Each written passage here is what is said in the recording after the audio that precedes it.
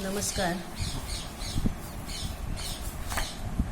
CC 305 ઔરંગઝેબની ઈશાન નીતિમાં આપણે આસામ સાથે સંઘર્ષ, કૂચ બિહાર સાથે સંઘર્ષ, પોર્ટુગીઝ મથક સોનપદની જીત, ચિત્તાગોંગની જીત, આટલા પોઈન્ટ આપણે ઔરંગઝેબની ઈશાન નીતિમાં જોયા હતા. હવે બીજો મુદ્દો છે ઔરંગઝેબની વાયવ્ય સરહદની નીતિ. વાયવ્ય સરહદનો પ્રદેશ હંમેશા આક્રમણોનો ભોગ બનતો આવ્યો છે. ત્યાં વસવાટી અફઘાન ટોળીઓ, ત્યાંની જે અફઘાન ટોળીઓ છે તે યુસુફજાઈ, આબ્રિહિબ, સિનવરી, ખટક વગેરે હિન્દ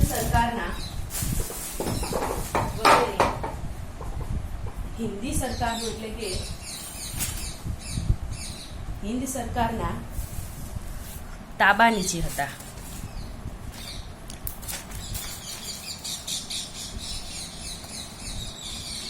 તેમનો પ્રદેશ ઉજ્જડ હોવાથી આસપાસના પ્રદેશોમાં તેઓ લૂંટફાટ કરતા. પરિણામે એ પ્રદેશમાં શાંતિ અને સલામતી રહેતી નહીં. ઔરંગઝેબે પ્રદેશમાં શાંતિ જાળવવા તેમના નેતાઓને પગાર રૂપે વાર્ષિક 6 લાખ રૂપિયા આપતો હતો. ઔરંગઝેબ જે હતો એ પ્રદેશમાં શાંતિ રહે એ માટે પગાર રૂપે 6 લાખ રૂપિયા આપતો હતો. આમ છતાં આ રીત અસરકારક નીવડી નહીં. તેથી ઔરંગઝેબે તેમને નમાવવા આક્રમક નીતિ અપનાવી. પોઈન્ટ છે યુસુફજાઈનો બળવો ઈસવીસન 1667. ઈસવીસન 1667માં પેશાવરની ઉત્તરે આવેલા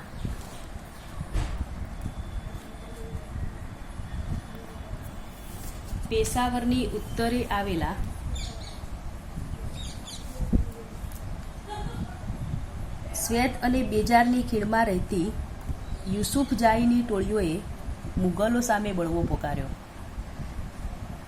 તેમણે હિંદ ઉપર આક્રમણ કરવાની યોજના કરી. તેમણે મુગલોના હજારા જિલ્લા પર આક્રમણ કર્યું અને લૂંટફાટ ચલાવી. યુસુફજાઈની બીજી ટોળીઓએ પશ્ચિમ પેશાવર અને અટકના જિલ્લાઓમાં લૂંટ ચલાવી અને મુગલ ચોકીઓ કબજે કરી. આ સમાચાર મળતા ઔરંગઝેબે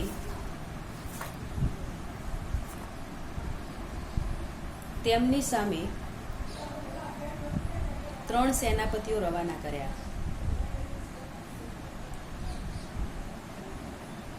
મુગલ સેનાએ સફળતાપૂર્વક શત્રુઓનો સામનો કરી તેમને છિન્ન ભિન્ન કરી નાખ્યા. મુગલ સેનાએ તેમની હજારોની સંખ્યામાં કતલ કરી નાખી.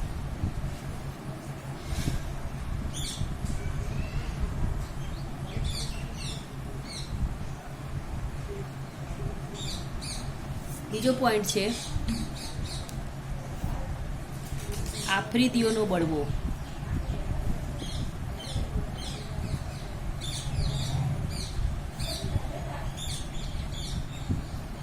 આફ્રિદીઓનો બળવો ઈસવીસન 1672.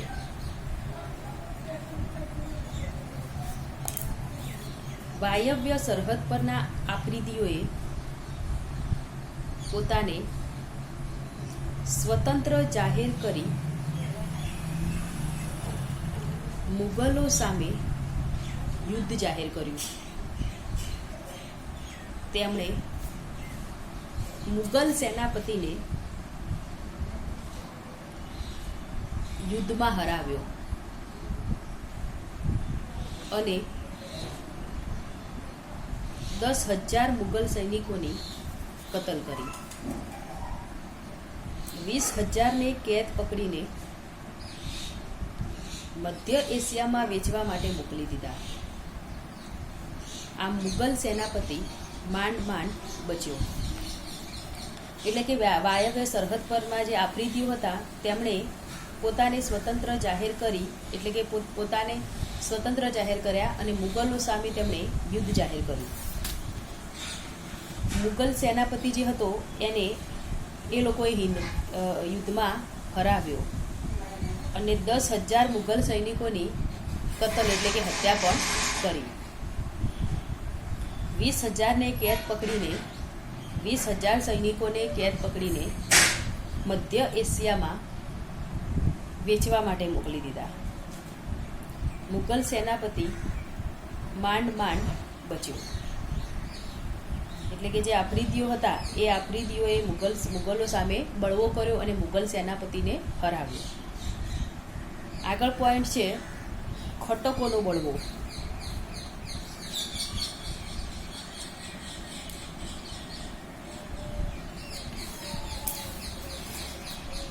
હવે ખટક જે છે એ ખટક એટલે શું? તો ખટક એ અફઘાનની ટોળી છે. અફઘાન પ્રદેશની એક આ ટોળી છે. આફ્રિદીઓથી પ્રેરાઈને ખટક નામની અફઘાન ટોળીએ બળવો પોકાર્યો. ઔરંગઝેબે તેમને શિક્ષા કરવા વિશાળ મુગલ સૈન્ય મોકલ્યું. ઔરંગઝેબે તેમને શિક્ષા કરવા માટે મુગલ સૈન્ય ત્યાં મોકલ્યું. કારાપા ઘાટ સાથે ખૂનખાર યુદ્ધ થયું અને ખૂબ હોનારત થઈ. ઔરંગઝેબ જાતે તેમને નમાવવા પહોંચ્યો. સમ્રાટ 1.5 વર્ષ સુધી અહીં રોકાયો. એટલે ઔરંગઝેબ જાતે જે ખટક નામની અફઘાન ટોળી હતી એમણે બળવો જે કર્યો હતો એમની સામે ઔરંગઝેબે યુદ્ધ કર્યું. એટલે કે એમના સૈન્ય સામે લડવા ગયો અને 1.5 વર્ષ સુધી એ ત્યાં જ રોકાયો. આખરે મુત્સદગીરી, લાંચ રૂશ્વત અને લશ્કરી તાકાત અપનાવીને બળવો દબાવી દીધો. ઔરંગઝેબે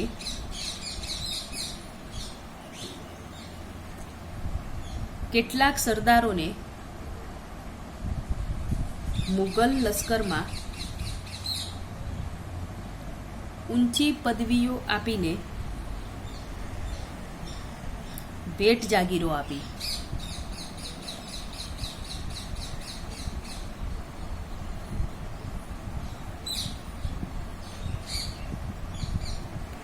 ઔરંગઝેબે સામે શું કર્યું? તો લાંચ રૂશ્વત એટલે કે ભેટ સોગાદો આપી, લાંચ આપીને એટલે કે એમને પૈસાની લોભમણી આપીને એમની અને લશ્કરી તાકાત એટલે કે લશ્કરનું બળ અપનાવીને આ જે ખટકોનો બળવો હતો એ દબાવી દીધો. ઔરંગઝેબે કેટલાક સરદારોને મુગલ લશ્કરમાં ઊંચી પદવીઓ આપી તથા ભેટ જાગીરો આપી.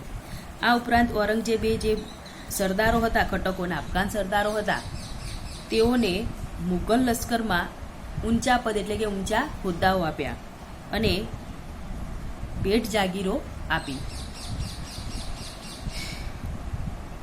આમ છતાં પણ તેમણે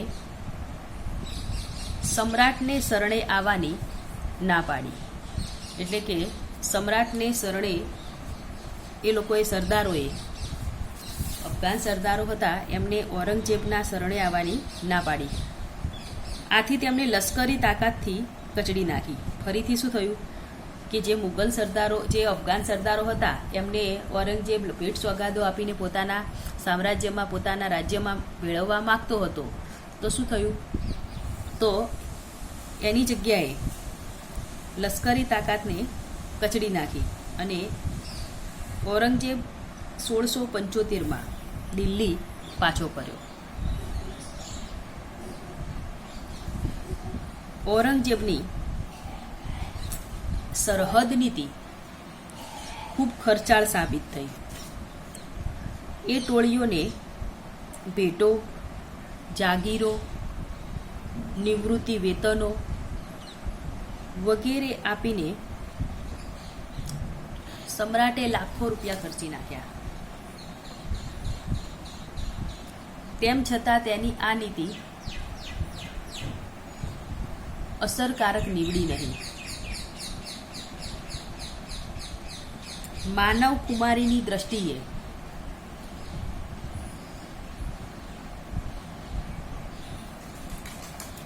આ નીતિ ખૂબ જ ખતરનાક નીવડી. એટલે કે જે અફઘાનોને જીતવા માંગતો હતો, એના સરદારોને પોતાના સામ્રાજ્યમાં મેળવવા માંગતો હતો, તો એ લોકોએ ના પાડી દીધી.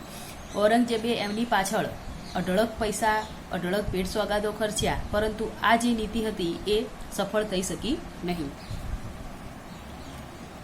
અનેક ભેટો, પેન્શનો અને જાગીરો આપવા છતાંય અફઘાન ટોળીઓ મુગલોની મિત્ર ન બની.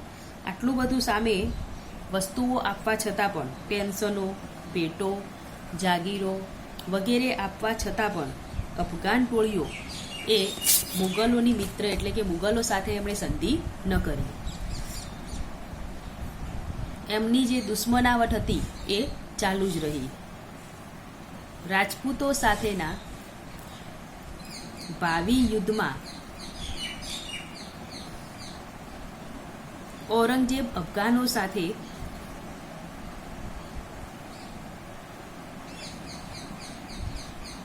મેળવી શક્યો નહીં. એટલે કે રાજપૂતો સાથે ભવિષ્યમાં યુદ્ધ થાય માટે ઔરંગઝેબ જે અફઘાનો સાથે સંધિ કરવા માંગતો હતો, તો એ અફઘાનોને તે પોતાનામાં ભેળવી શક્યો નહીં.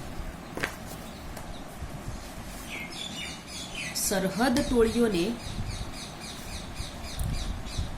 કચડી નાખવામાં, સરહદ ટોળીઓના બળવાને કચડી નાખવામાં ઔરંગઝેબ મુગલ સૈન્ય સાથે 10 વર્ષ સુધી રોકાયેલો હતો. આ ટોળીઓ સામે લડવા માટે સમ્રાટને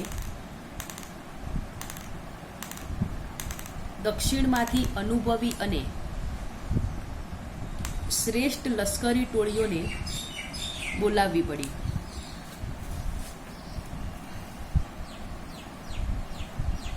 આનો લાભ લઈ શિવાજીએ દક્ષિણમાં મરાઠાઓનું વર્ચસ્વ જમાવી દીધું. એટલે કે હવે ઔરંગઝેબે અફઘાનો સામે લડવા માટે શ્રેષ્ઠ અને અનુભવી ટોળીઓ હોય એવા સૈન્યને બોલાવી પડી. અને આનો લાભ શિવાજીએ દક્ષિણમાં મરાઠાઓનું વર્ચસ્વ, એટલે કે આની ખબર પડતા જ શિવાજીએ દક્ષિણની અંદર વર્ચસ્વ જમાવી દીધું.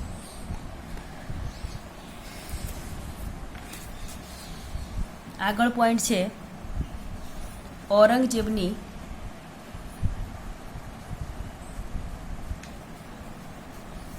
રાજપૂતો તરફની નીતિ.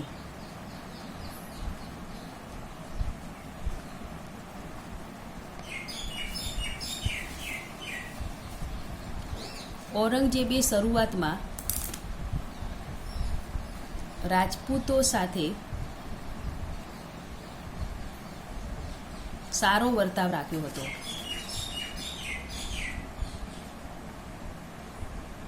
તેણે મેવાડના રાણા જયસિંહ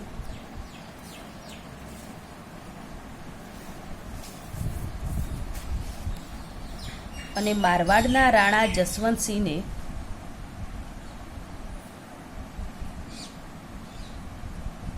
રાજ્યમાં ઉચ્ચ પદોએ નિમ્યા હતા.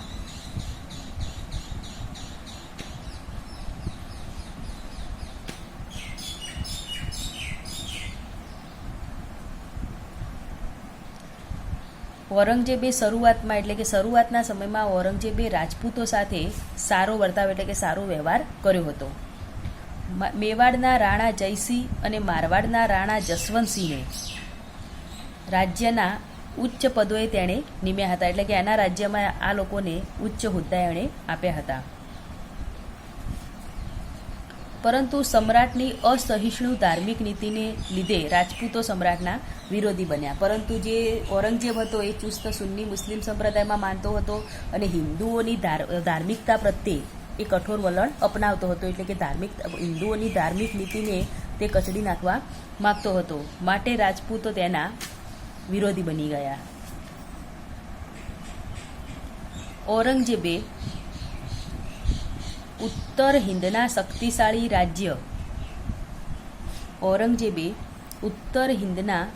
શક્તિશાળી રાજ્ય મારવાડને પોતાની હકૂમત નીચે લાવવા નજર દોડાવી.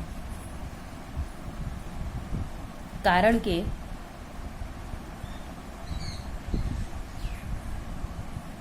તે લશ્કરી અને વ્યાપારી માર્ગો પર આવેલું હતું. ઔરંગઝેબે શું કર્યું? તો ઔરંગઝેબે ઉત્તર હિંદનું જે શક્તિશાળી રાજ્ય હતું મારવાડ, એની ઉપર એની નજર દોડાવી. કારણ કે લશ્કરી અને વ્યાપારી માર્ગો પર તે આવેલું હતું. આ ઉપરાંત મુગલ રાજધાની દિલ્હી અને અમદાવાદ ખંભાત જેવા બંદરોને જોડતા રસ્તા ત્યાં થઈને પસાર થતા હતા.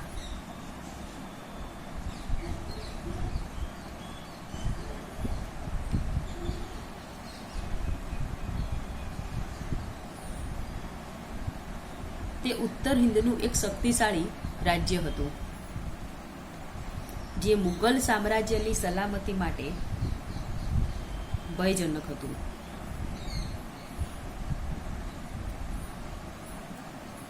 જો આ રાજ્ય યોગ્ય વારસદારોના હાથમાં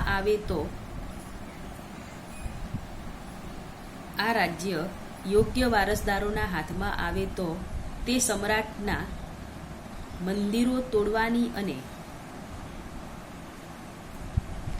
જજિયાવેરો લાદવાની નીતિ સામે હિન્દુઓના વિરોધનું કેન્દ્ર બને તેવો તેને ડર હતો. ઉત્તર હિંદની અંદર એક શક્તિશાળી રાજ્ય હતું જે મુગલ સામ્રાજ્યની સલામતી માટે ભયજનક હતું, એટલે કે ત્યાં એની સલામતી એ ભયજનક હતી. આ રાજ્ય ઉત્તર હિંદનું રાજ્ય જો મુગલ સરદારોના હાથમાં આવી જાય તો તે સમ્રાટની મંદિરો તોડવાની અને જજિયાવીરો લાદવાની નીતિ સામે હિન્દુઓના વિરોધનું કેન્દ્ર બને, એટલે કે હિન્દુઓ તેનો વિરોધ કરે એવો એને ડર હતો. તેથી મારવાડની સ્વતંત્રતા ઔરંગઝેબને આંખના કણાની જેમ ખૂંચતી હતી. માટે મારવાડની સ્વતંત્રતા હતી એ ઔરંગઝેબને, મારવાડ એ સ્વતંત્ર રાજ્ય હતું એ ઔરંગઝેબને ગમતું ન હતું, એટલે કે આંખના કણાની જેમ એ ખૂંચતી હતી. વળી વારસા વિગ્રહ એટલે કે ગાદી વારસ, એટલે કે આના પછી વારસદાર કોણ, એના વિગ્રહ વખતે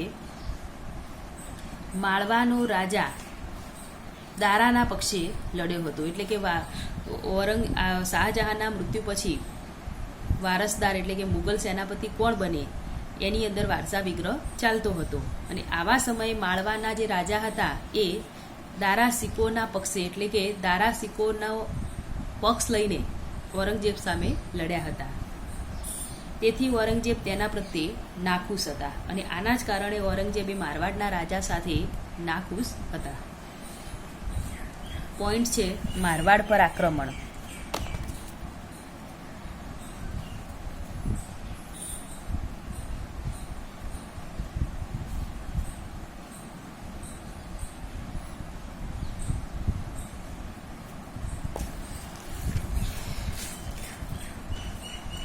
ઔરંગઝેબે મારવાડને ખલાસ કરવા ઝડપી પગલાં લીધા.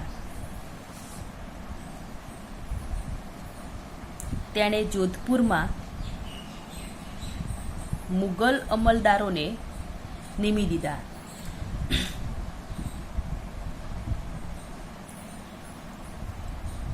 જોધપુરની અંદર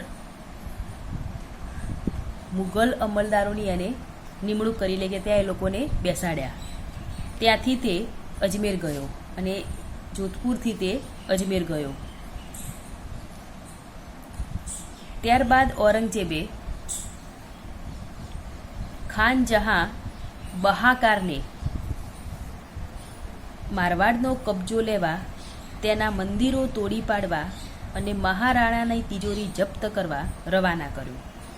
આ ઉપરાંત ઔરંગઝેબે ખાન જહાંને મારવાડનો કબજો લેવા, મારવાડના મંદિરો છે એ મંદિરો તોડી પાડવા અને મહારાજા એટલે કે ત્યાંના જે રાજા છે એ રાજાની તિજોરી જપ્ત કરવા માટે રવાના કર્યો અને દિલ્હી તે પાછો કર્યો.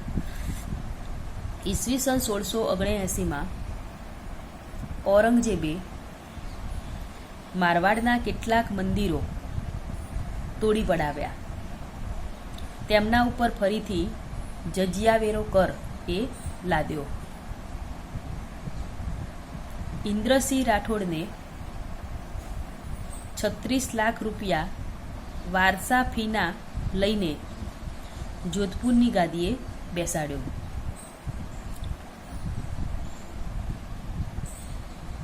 આમ મારવાડમાં તેને સફળતા મળી. પરંતુ એ સફળતા એ લાંબો સમય ટકી શકી નહીં. રાઠોડ રાજપૂતોએ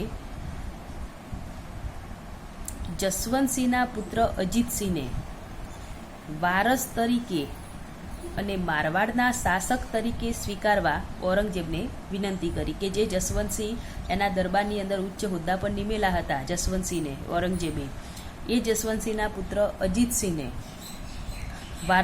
વારસા માટે એટલે કે વારસા તરીકે મારવાડના શાસક તરીકે સ્વીકારવા ઔરંગઝેબને એ લોકોએ વિનંતી કરી.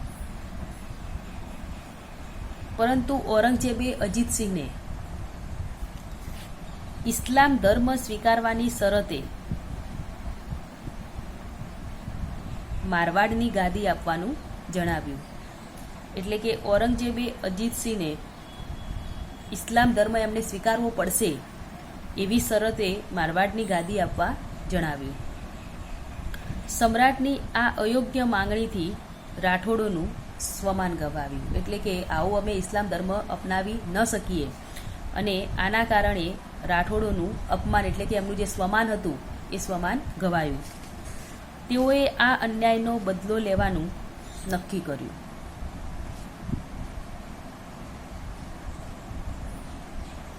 રાઠોડોના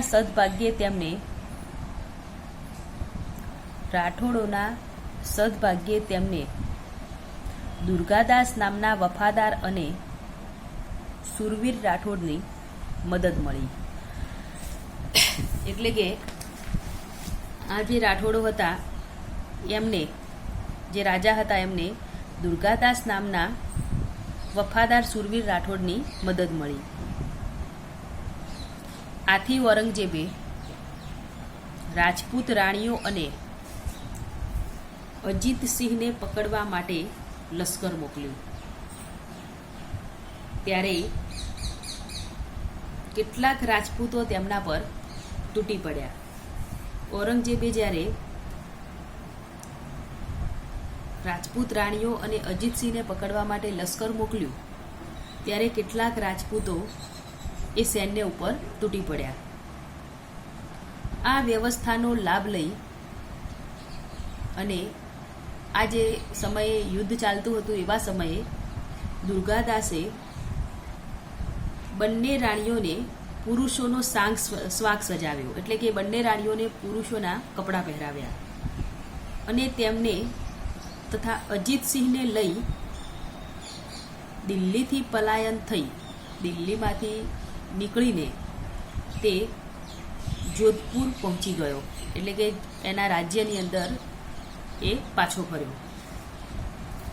તેનો પીછો કરવા રવાના થયેલ મુગલ સૈન્યને રઘુનાથ ભટ્ટી અને રણછોડદાસ જોધા નામના રાજપૂત સરદારો મરણિયા થઈને દુશ્મનો સામે લડ્યા. દિલ્હીમાંથી અજીતસિંહ પલાયન થયાના સમાચારે ઔરંગઝેબને વ્યગ્ર બનાવ્યો. ઔરંગઝેબે ઇન્દ્રસિંહને પદભ્રષ્ટ કર્યો અને શાહજાદા અકબરની આગેવાની નીચે એક વિશાળ સૈન્ય મારવાડ જીતવા માટે રવાના કર્યું અને ફરીથી મારવાડ જીતવા માટે સૈન્યને મોકલ્યું અને તેણે પોતે અજમેરમાં પડાવ નાખ્યો. મેડતાના રાજસિંહની સરદારી નીચે રાજપૂતોએ શૂરવીરતાથી દુશ્મનોનો સામનો કર્યો. એટલે કે જ્યારે ઔરંગઝેબે સૈન્ય મોકલ્યું ત્યારે મેડતાના સરદાર હતા રાજસિંહ, તેમને લઈને રાજપૂતોએ ફરીથી દુશ્મનોનો સામનો કર્યો, પરંતુ તેઓ હારી ગયા. મુગલોએ મારવાડ પર અધિકાર જમાવ્યો અને મુગલો ત્યાં સત્તાધીશ થયા. તેના ભાગલા પાડીને તેમના પર મુગલ અધિકારીઓ નીમવામાં આવ્યા અને જે મારવાડ ઉપર રાજપૂતોનું શાસન હતું ત્યાં ફરીથી મુગલ અમલદારોને, એટલે કે મુગલ અધિકારીઓને ત્યાં નિમણૂક કરીને ત્યાં બેસાડ્યા. મુગલોએ ત્યાંના મંદિરો તોડી પાડ્યા અને તેમના સ્થાને મસ્જિદોનું નિર્માણ કર્યું. મુગલોએ જે મારવાડ જોધપુર હતું ત્યાં મંદિરો તોડીને ત્યાં મસ્જિદોનું નિર્માણ કર્યું. લાચાર બનેલા રાઠોડો જંગલમાં ભરાઈ ગયા અને મુગલો સામે ગેરીલા પદ્ધતિથી ગેરીલા યુદ્ધ નીતિ ચાલુ રાખી. રાઠોડ રાજપૂતોએ અજીતસિંહના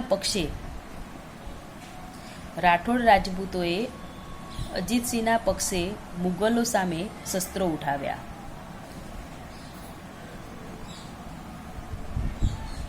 અને ઇન્દ્રસિંહને મારવાડનો શાસક માનવાનો ઇનકાર કર્યો અને જે ઇન્દ્રસિંહ હતા એમને મારવાડનો શાસક નહીં બની શકે એના માટે વિરોધ કર્યો, ઇનકાર કર્યો.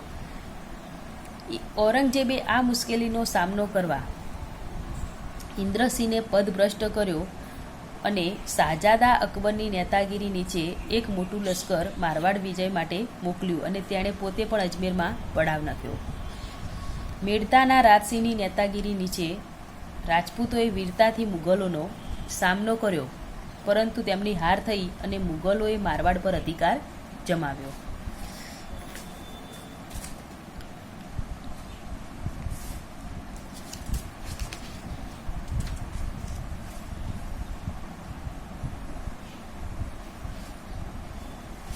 તો આ પોઈન્ટ છે ઔરંગઝેબની રાજપૂતો તરફની નીતિ. આ પોઈન્ટની ચર્ચા આપણે આટલા સુધી રાખીશું. આગળ ચર્ચા આપણે આવતા લેક્ચરમાં કરીશું.